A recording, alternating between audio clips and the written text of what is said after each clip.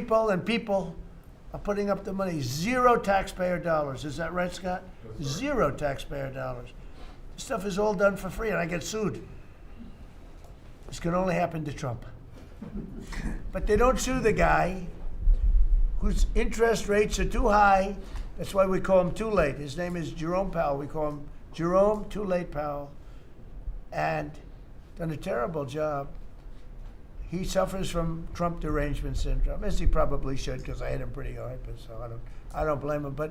But they don't sue a man who has taken this gorgeous building, ripped it down from the inside, taken ceilings that are as beautiful as you've ever seen, taking the ceilings down instead of leaving them, taking walls down that were 2 feet thick of solid concrete and plaster, replacing them with 6-inch walls with no insulation. I said, let me ask you, are you going to put insulation in?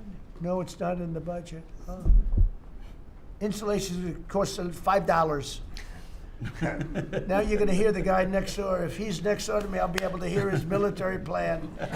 I'll know exactly. If Lutnick is in there, I'll say, oh, I know exactly what Lutnick's got planned. It's the craziest thing I've ever seen. They've ripped this gorgeous building apart, and you can never build it again. I could, but it costs a lot of money. But a normal person can never build. So you're going to have crummy little walls, a flat little ceiling eventually, but right now you don't have anything. And nobody sues this guy. And then when Jeanine Pirro, working with Pam and others, has the courage to sue to find out what happened to maybe $4 billion and a building that may never be occupied by Kevin Warsh. He may never get there. We're going to have to find him some space in the White House.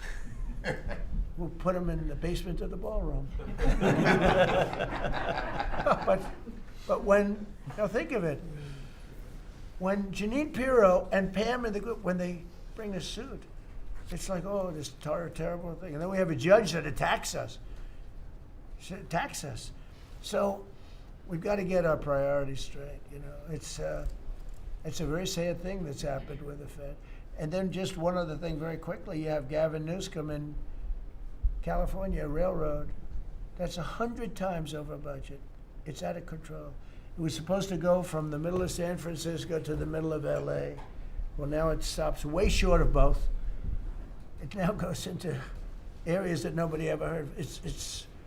It's billions and billions of dollars over budget, years and years, maybe decades late. And that's why we have a country that has a lot of problems, you know. We have incompetent people. It's all people. Think of this, Federal Reserve, I would have had that building done for $25 million. I would have, if I did it, if it was up to, somebody else would have done it for more. So maybe 50.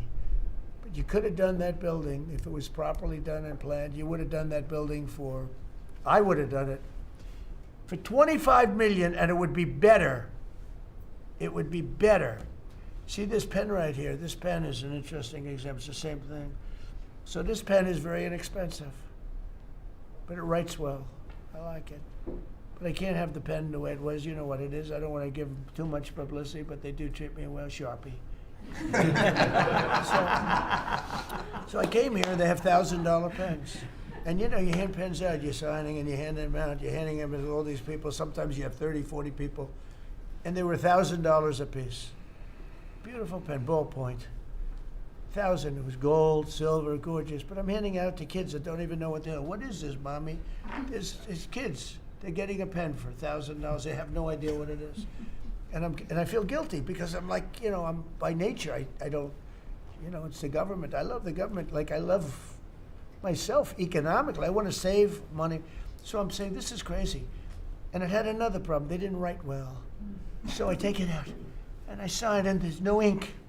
And I got all you people looking, and you're saying, there must be something wrong with Trump. And I'm signing, and there's no ink in the pen, and it costs $1,000. This one, I called the guy. I said, I'd like to use your pen, but I can't have a gray thing with a big S on it saying Sharpie. As I'm signing a $1 trillion airplane contract to buy brand new fighter jets, brand new B-2 bombers, of which we just ordered plenty. I can't do that with the press. Use your pen, but I like the pen the best, but I'll sign it. I could do like Biden did, you know? Give it to somebody else to sign, or an auto pen. Or maybe sign it separately in another room, but I can't use your pen.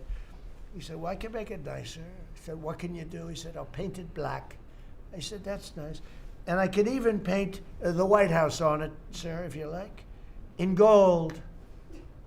Almost real gold, not bad. And I can even do your signature, sir.